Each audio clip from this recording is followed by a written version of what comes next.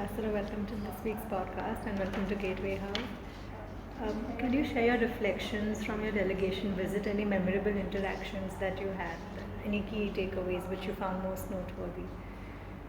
Radhika, thank you. I'm delighted to be in Gateway House. I'm delighted to be at this lovely offices of yours. Congratulations to you. Thank you, we're happy to have you here. I have a long association with Gateway House. Very happy to come here and share with you my perceptions of this particular delegation, at least the one that I went on, and in general about the idea of this multi-party delegations across the world on a matter of major national concern to us.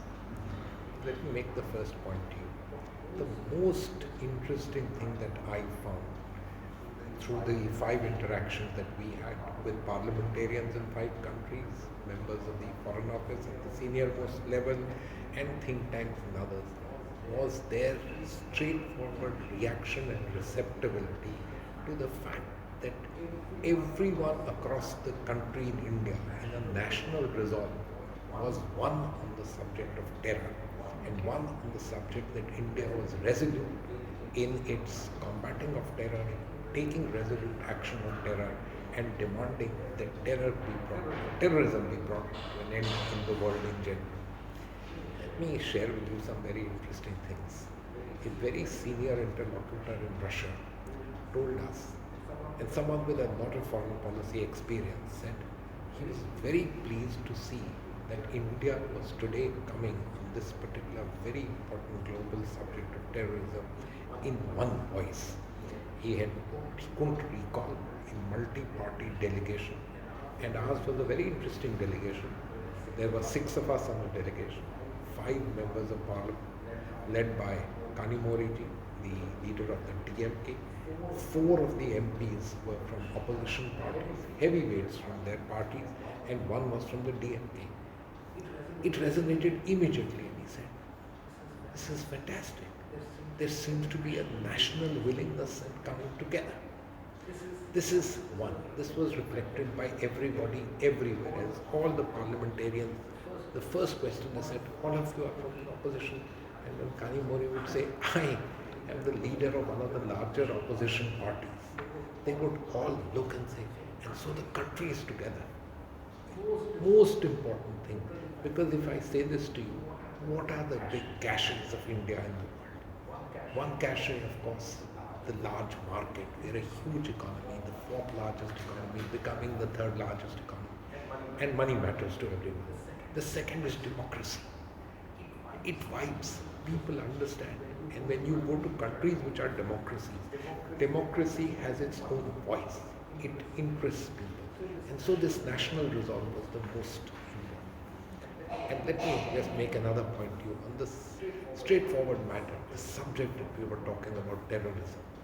I don't think we could have expressed it better than what was done with us by one of the very senior interlocutors from Slovenia, who, without batting an eyelid, without any great prompting, turned around and said, "You don't have to explain it to me. It's the cancer of the modern world.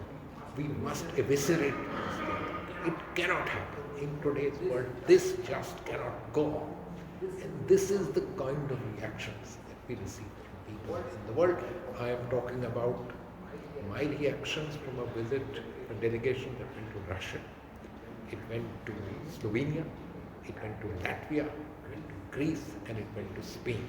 Correct. But I have heard the same kind of reactions from those who were in other delegations.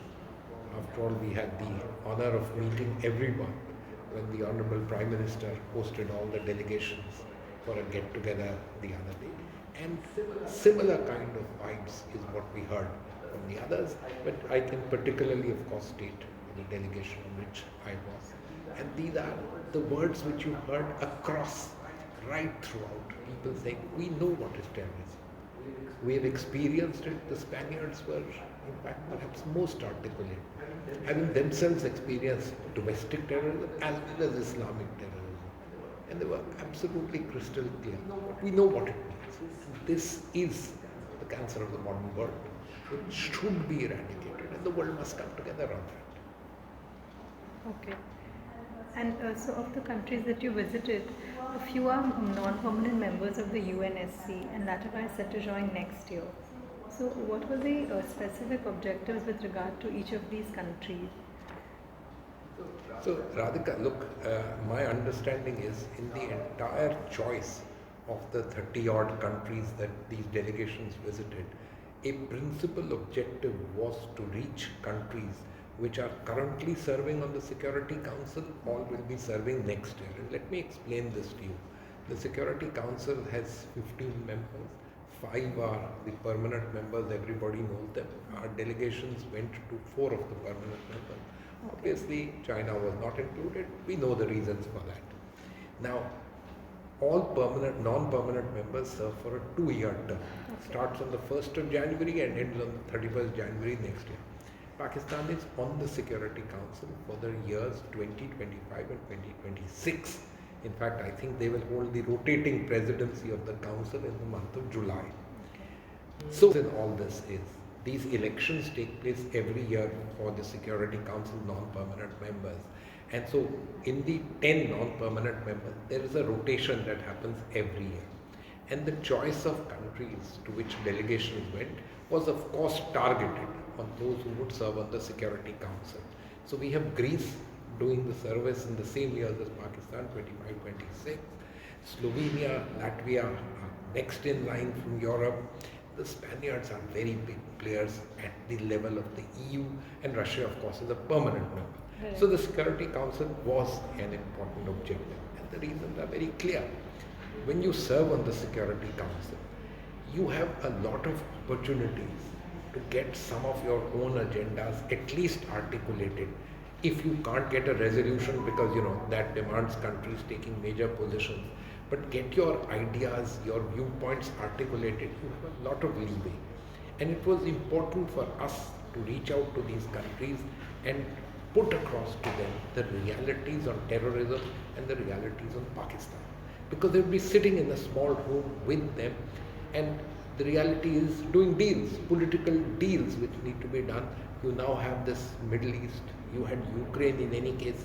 So there are so many opportunities, and opportunities which even come about as a result of throwing up some innocuous ideas, not necessarily mentioning the K word or mentioning terrorism, but various innocuous things, and then you rake up various things. By reaching out to these countries, we have alerted them to the fact, and I'm sure the Pakistanis will do their own bit, but alerted them to the fact that be careful, be mindful. This is the history. This is the country which foments terrorism. You have your own experiences of terrorism with Pakistan, Islamic terrorism, etc. And be therefore mindful of attempts to try and break this up or to dilute the global focus on terrorists, on the listing of terrorists, trying to delist people, trying to remove people, or not to list those who should be listed and those who are known and for whom there is evidence in the world. It's one thing that we have the Chinese, but the other non-permanent members also count because it builds a certain global momentum. And I think that was particularly important. That was an objective of this delegation, and that objective was met because all the countries are cognizant. Many people ask me, so the Pakistanis will also be putting out their narrative. My understanding is yes, but when I look at it, you have gone and briefed the countries in detail. You've shared with them that this is a national feeling in the country. Across political parties, the largest country in the world, the largest democracy is speaking with one voice, and this is what they are saying. When they ask the questions, the Pakistanis will find themselves exposed. In a sense, their own veil would come off because these countries would now be asking them and listening to them in an informed manner. Otherwise, it's their narrative and that's the only thing. Of course, countries take decisions in their own national interest. But let's also understand, India is a country of much interest to the world. As the 4th largest economy, we are a country with which people have huge trading relations, huge economic ties. They have vested interests in India. I had no idea that India is Slovenia's 2nd largest trading partner in Asia. Look at the kind of trade relations with Spain. Look at the relations with other countries. Russia, I'm not talking about. It's a massive set of relations. So when you add India as we are, the equities that people play, and the perspectives that we bring on a matter which the world sees as a cancer of the modern world, then frankly speaking, your point not only gets registered, but it gets internalized in their own thinking, and that's important. Right. So would you say Spain, despite not being a member of UNSC because of its trading importance, is what is Well, why Spain is a permanent invitee to the G20, a permanent invitee to the G7. It's the fourth largest economy in Europe. It's in the EU. It's a country of massive significance. Okay. And, as I mentioned to you, a country which has seen terrorism over decades. Okay. Domestic terrorism as well as Islamic terrorism. In fact, I should draw your attention to something very interesting.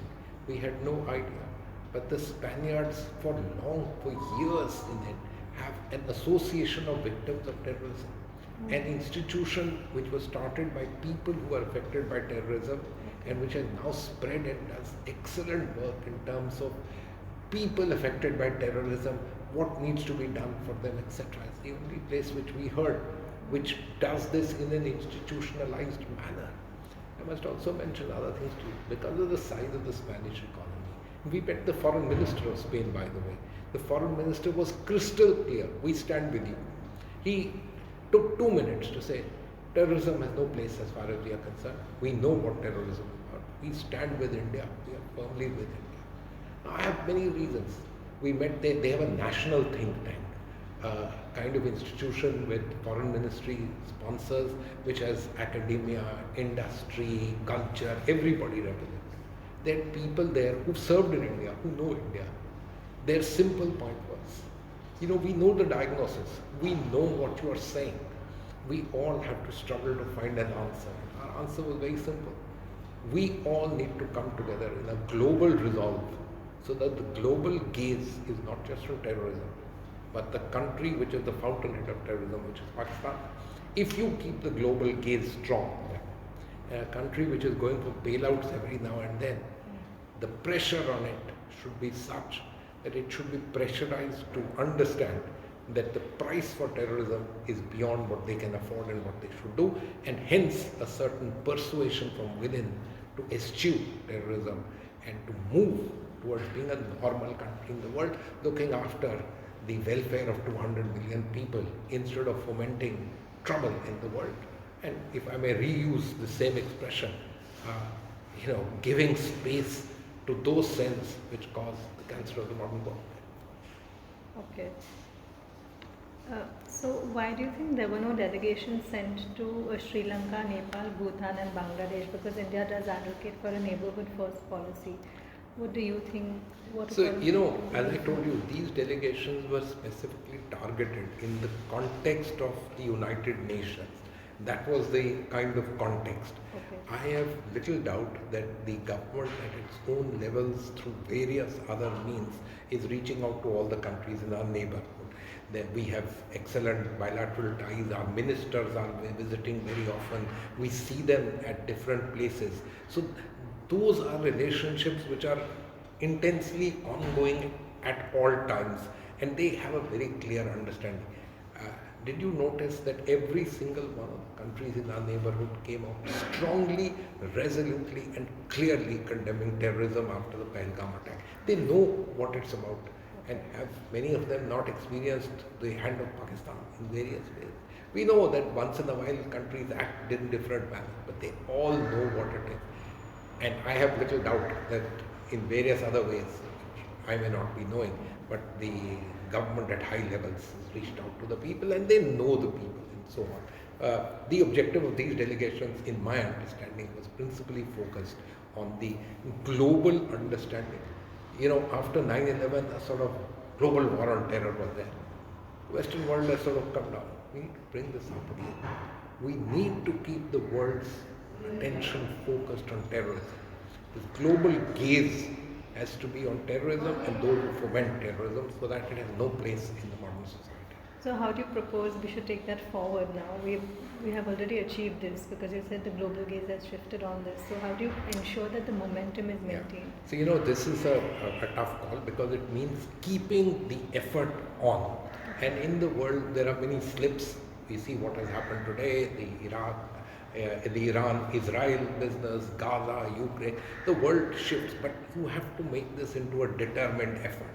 You have to continue this effort at the United Nations, bilaterally with countries, and above all, making sure that insofar as the world is concerned, the Pakistanis are given the clear message that the cost of indulging, or let me say fomenting terrorism, nurturing terrorism, building its infrastructure has a price which is not worth their paying and not good for the welfare of their country. They need to understand that it's a price which they can't afford and it will derail them. This is the acts that we need to work on. I'll mention several things to you. I have in fact an article which hopefully somebody will print soon on, you're talking about the IMF, the $1 billion tranche, how it happened.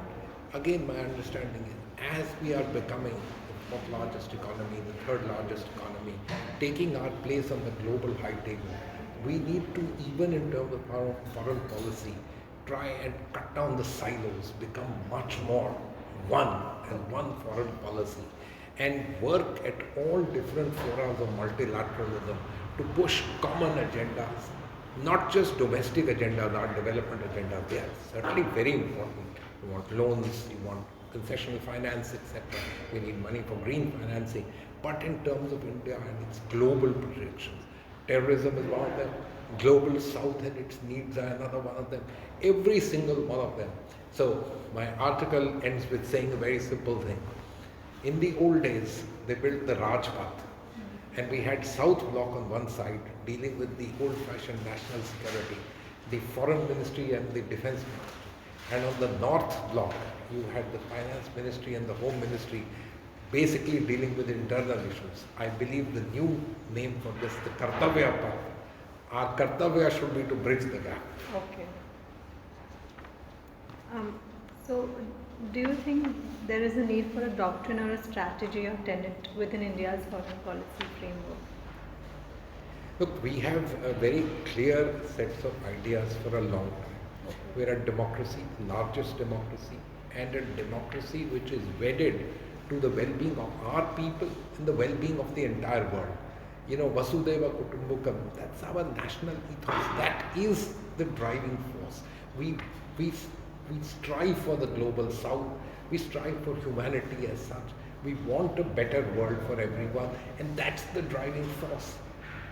Once upon a time, we were talking in terms of non-alignment. Now, as a country of the kind we have to be multi-aligned, and that's exactly what we are working on. But the driving force for India is this old ethos of our country and our society, of Vasudhaiva Kutumbakam. We are a society, a democracy, a people which believes that the world is one. Okay. And do you think this shift in India's strategic posture will change the conditions in Jammu and Kashmir? Look, I have little doubt in my mind that the shift in the posture on terrorism in Pakistan, that any terrorist attack will be viewed as an act of war, and it will be resolutely answered, and answered in, if we use the Hindi expression, muh tod jawab. What were we saying? Goli, gola for goli, all those, very true. Look, think about what happened on 22nd of April in Pahalgam. After years, literally lakhs of tourists were going to Pahalgam. Why do you think some 26 people were in a place slightly outside the center of the area? Because there were so many people there. I have my own friends who had booked their own tickets to go to Srinagar. Who are the greatest sufferers as a result of what Pakistan has done?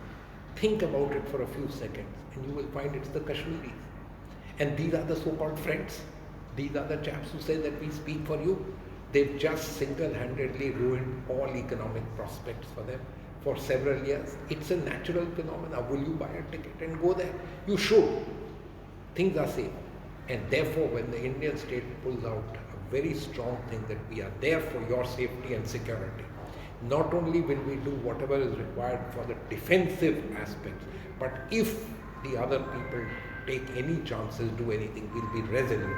What is the message that it gives to the people? My government, my state is strong for me. it will not only take defensive but also offensive action. And hopefully this will result in rebuilding in a sooner time frame that general feeling, come to Kashmir, do business there, let the economy flourish, let the people have something good. We've just opened this Janab bridge, the right rail link has been opened. These are opportunities for a part of this country, most beautiful part of the country, to actually flourish. That's what everybody wants, and that's what we should work for. Strong security, I'm afraid, is a must for it, and that's what we promised. Okay. And on your delegation, did you face any critique or abeyance of the Indus Waters Treaty?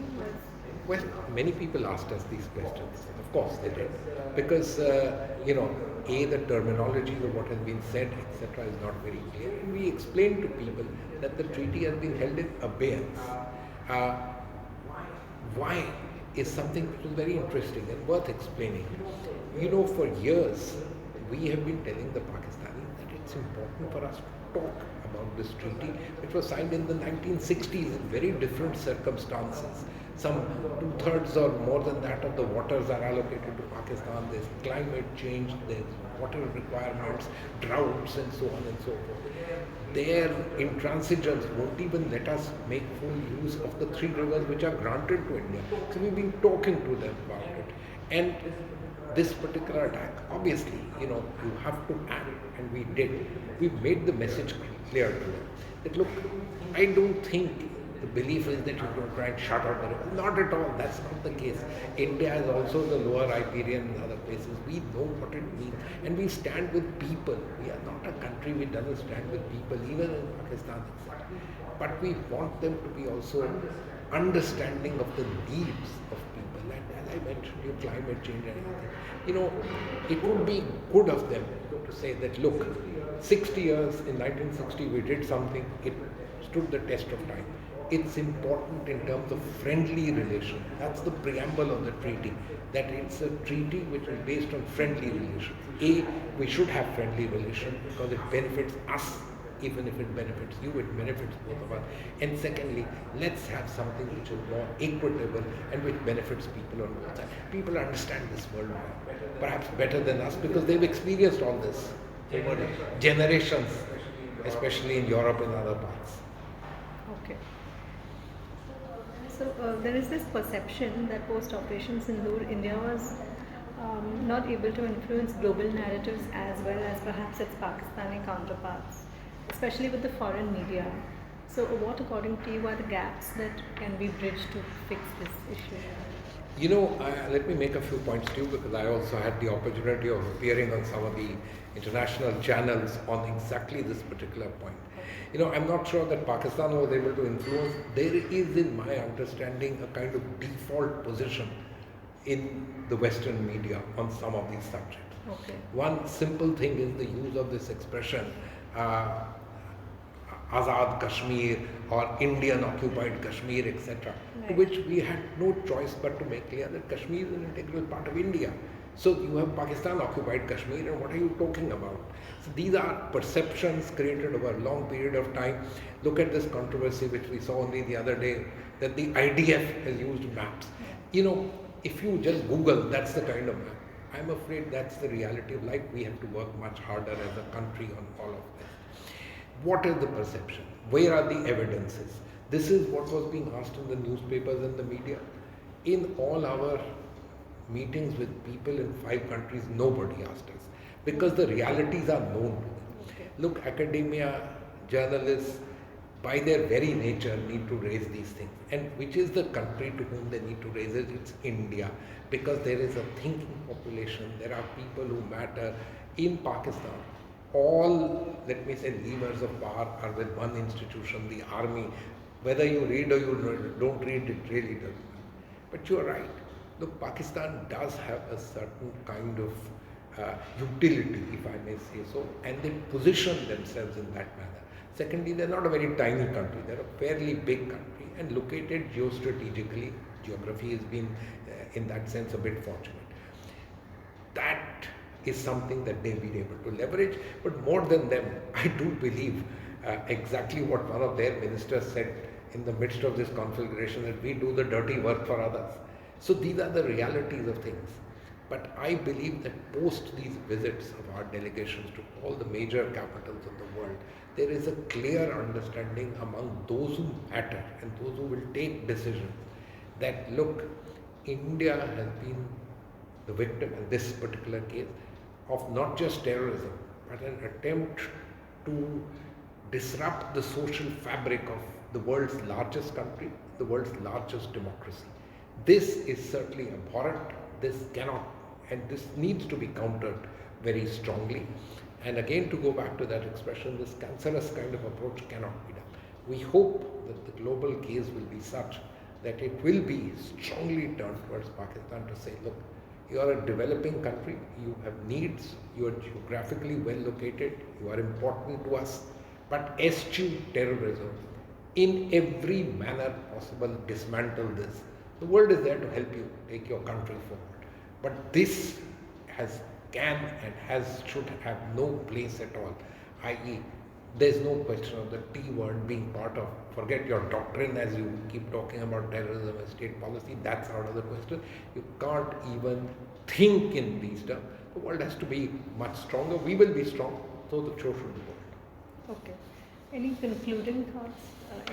I want to thank you very much. I want to tell Gateway House that I am delighted with whatever you guys are doing. Continue to be strong in what you are doing, and at the moment, again, because you're giving me this opportunity, your area and your region, Bombay, which has seen some of the most grotesque terrorist attacks in India, you are all both young, you may not even have seen the first ones that we are talking about, which resulted in India tabling the CCIT at the UN. It was the attack here, 1993, long time back, but we are all cognizant of what happened in the year 2611. We are all aware of that. I lost friends and so on and so forth. We feel for it. That what you need to remember is that in the area around you, the Arabian Sea, etc., there is tranquility at the moment. Thank God. We work very hard to make that possible. But we all need to be aware of the possibility of terrorism, misguided state policies, etc., because there is this geographical proximity in that. Having said all this, I think we are a very strong state. We've given a very strong message, and we are resolute in our national resolve on combating terrorism and our national resolve in safety and security for our people. You know, the world accepts that this is your right and your duty to defend your people and to defend it strongly, without any doubt. This is a very clear message given, received, accepted, and they said, yes, we would also do the same thing. And again, to repeat the same thing which I've mentioned to you, because I like this expression very well, this cancer of the modern world can have no place in this world. This is a message that we as Indians, all of us, in Mumbai, in Delhi, Calcutta, Chennai, everywhere, we should be resolute and very strong in this particular resolve path, with the government, by ourselves, and in our societies. Okay. Thank you so much.